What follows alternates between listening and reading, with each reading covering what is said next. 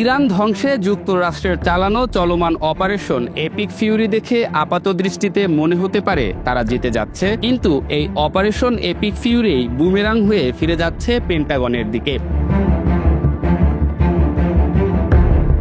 ইরানে যুক্তরাষ্ট্রের ক্ষেপণাস্ত্র হামলার তীব্রতাই ভঙ্গুর করে তুলছে সমুদ্রে ভাসতে থাকা যুক্তরাষ্ট্রের রণতরীকে। প্রশান্ত মহাসাগরে দুর্বল হয়ে পড়া নৌসেনারা অপেক্ষার দিন গুনছেন। প্রশ্নবিদ্ধ হচ্ছে যুক্তরাষ্ট্রের রণতরীর যুদ্ধের সক্ষমতা। গণমাধ্যমে পাওয়া সর্বশেষ তথ্য অনুযায়ী মার্কিন নৌবাহিনী ইরানকে লক্ষ্য করে 400-রও বেশি টমাহক ক্ষেপণাস্ত্র ছুড়েছে। ইন্টারনেটে পাওয়া বিভিন্ন সূত্র বলছে, যুক্তরাষ্ট্রের বর্তমান সক্ষমতা অনুযায়ী এই পরিমাণ টমাহক ক্ষেপণাস্ত্র তৈরি করতে সময় লাগবে 5 বছরেরও বেশি। বিশ্লেষকদের দাবি, মাত্র 72 ঘন্টার ব্যবধানে 5 বছর পিছিয়ে পড়েছে যুক্তরাষ্ট্র। রণতরীগুলো ক্ষেপণাস্ত্র শূন্য হয়ে পড়লেই পাল্টা আক্রমণে হয়তো তা সমুদ্রেই ডুবিয়ে দেবে ইরান। কারণ ইতোমধ্যেই বিশ্ববাসী দেখেছে যুদ্ধক্ষেত্রে কতটা বেপরোয়া আর কৌশলী হয়ে উঠতে পারে ইরানের IRGC। টমাহক ক্ষেপণাস্ত্র যুক্তরাষ্ট্রের দীর্ঘ পাল্লার নৌভিত্তিক হামলার প্রধান অস্ত্র।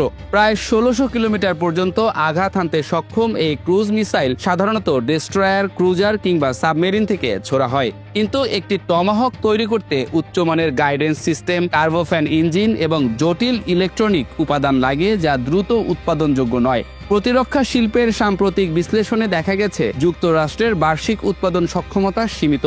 বড় আকারের সংঘাতে ব্যাপক ব্যবহারের পর পুনরায় স্টক পূরণ করা সময় সাপেক্ষ হয়ে দাঁড়ায়।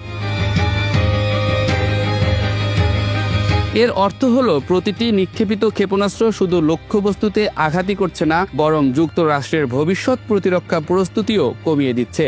প্রশান্ত মহাসাগরীয় অঞ্চলে চীনের সঙ্গে সম্ভাব্য সংঘাত, কোরীয় উপদ্বীপের অনিশ্চয়তা কিংবা তাইওয়ান ইস্যু, এসব ক্ষেত্রেও টমাহক গুরুত্বপূর্ণ ভূমিকা রাখে। ফলে মধ্যপ্রাচ্যে অতিরিক্ত ব্যবহার কৌশলগত ভারসাম্যে প্রভাব ফেলতে পারে।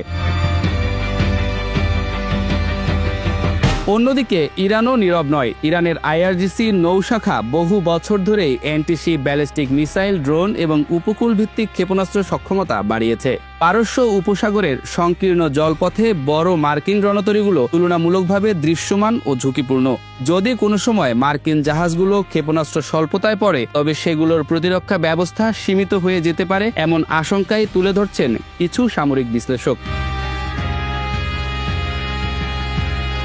যুক্তরাষ্ট্রের জাহাজে শুধু টমাহক নয়, air defence system, standard missile, close in weapon system সহ বহুস্তরীয় প্রতিরক্ষা ব্যবস্থা থাকে। তবুও গোলাবারুদের দ্রুত ক্ষয় কৌশলগত চাপ সৃষ্টি করতে পারে, এটি অস্বীকার করার উপায় নেই। সব মিলিয়ে প্রশ্নটি সামরিকের চেয়ে বেশি কৌশলগত। ইরানে ব্যাপক হামলা চালিয়ে তাৎক্ষণিক সাফল্য পাওয়া গেলেও দীর্ঘমেয়াদে ক্ষেপণাস্ত্র মজুদের ঘাটতি যুক্তরাষ্ট্রের বৈশ্বিক নৌশক্তির উপর চাপ তৈরি করতে পারে। যুদ্ধক্ষেত্রে প্রতিটি সিদ্ধান্তের একটি মূল্য থাকে। এখন দেখার বিষয়, অপারেশন এপিক ফিউরি কি সত্যি জয় এনে দেবে, নাকি তা ইতিহাসে লেখা থাকবে একটি ব্যয়বহুল কৌশলগত জুয়া হিসেবে।